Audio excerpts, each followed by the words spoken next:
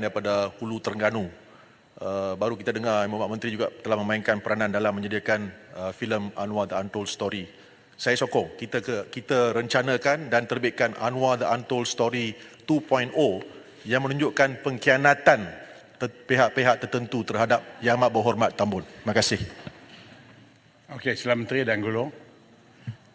Kalau saya memahami Tambun lebih daripada 30 tahun, saya boleh ungkapkan satu perkara saja. Dia sentiasa melihat ke depan.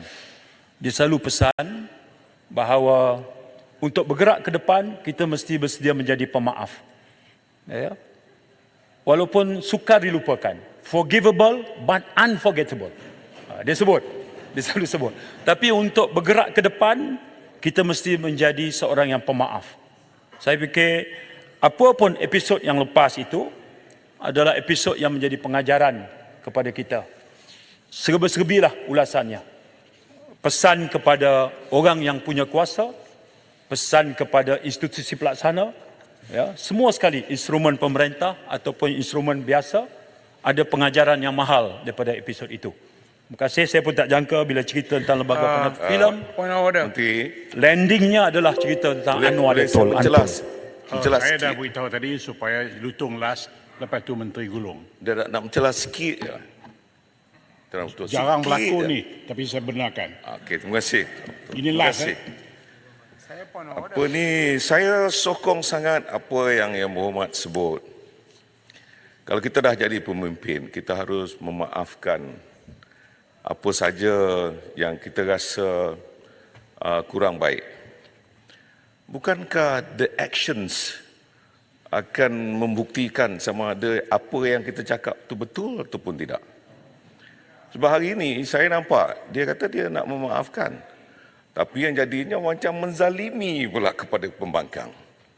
Maka sebab itu Try Listerine Total Care. Complete the clean with Listerine. Try it. Experience a new Verilux progressive lens designed with artificial intelligence so it can predict your natural eye movement. Verilux XR series for instantly sharp vision in motion and seamless transitions from near to far. saya rasa dia, jangan kita mengangkat seseorang itu tanpa melihat action yang dia lakukan, tindakan yang telah pun dia ambilkan. Jadi saya bukan nak membantah, cuma jangan sehingga menimbulkan satu polemik dalam negara bahawa pemimpin ini cakap tak serupa bikin. Sebab itu yang saya mohon kalau boleh kita nasihat sesama kita pada hari ini, terutamanya bulan puasa ni, Tuan Ketua, supaya ianya berlaku adil kepada semua. Itu permintaan. Saya nak respon ringkas saja kepada rakan saya dari Larut. Apakah ada jurang antara cakap dengan buat? Saya nak sebut. Kalau yang dimaksudkan peruntukan, kawasan, maksud saya ada di sana, Paguh ada di sini, kami pun tak dapat juga. Tak dapat. Ya. Cuma bila berada di sini, kami dapat. Betulan saya dan Larut duduk dalam jawatankuasa berbincang tentang CSA waktu itu. Jadi masa Paguh, sekupang pun tak dapat. Nak bantu rakyat, tapi saya ingat jawapan Paguh masa itu, peruntukan Perdana Menteri tetap sampai ke kawasan kami. Betul. Tapi tidak disalur melalui ahli parlimen. Itu aja. Jadi bagi saya jelas dulu. Cuma saya tak maksudkan peruntukan, Tuan Ketua. Saya maksudkan banyak perkara lain. Di bawah sana orang nampak seolah-olah Perdana Menteri very vindictive. Itu yang saya minta izin, Tuan Ketua. Itu saja, saya tak cakap spesifik dari segi peruntukan.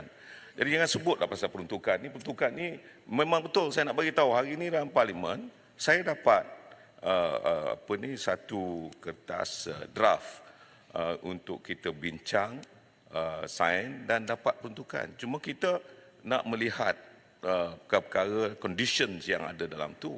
Jadi jangan fikir bab tu, saya tak fikirkan perkara ni.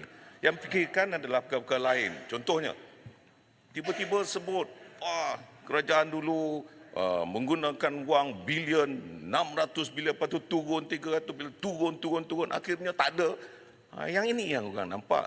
The actions speaks louder. Okay. Itu yang maksud saya. Jadi janganlah Okey. nak menuduh saya pasal peruntukan ni. Peruntukan ni saya nak beritahu baru 2-3 hari sudah pun saya dah jumpa. Baik. Yang Boleh saya respon, amat Pak? berhormat Timbalan Perdana Menteri, kena tarik balik. Saya tak cakap pun pasal peruntukan. Peruntukan ni dua pihak.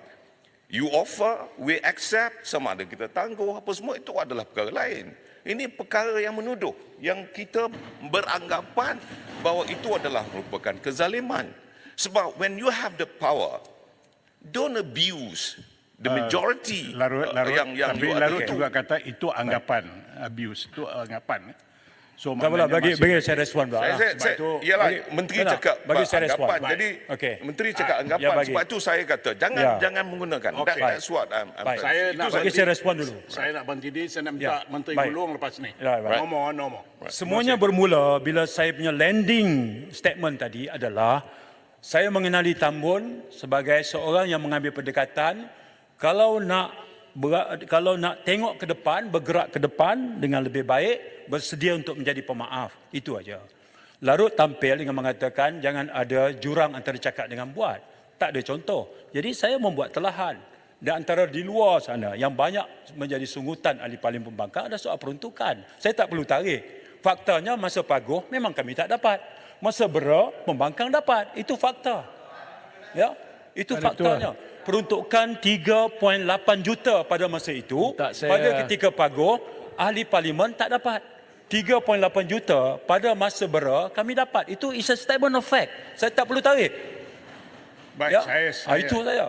Ya, jadi soal lain, soal kenyataan vindiktif ke apa semua itu, we leave it to the wisdom of the people to judge. Buat masa sekarang, alhamdulillah, government is compact, united, functional. Alhamdulillah. Jadi saya fikir, let's go along with it dalam kerangka bahawa pembangkang boleh terus memberi teguran. Pembangkang boleh jadi pemain yang check and balance. Pembangkang boleh bertibat sebagai pemantau. Hari ini pun semangat itu saya ambil dalam berdepan dengan pandangan rakan-rakan sebelah sana. Terima kasih.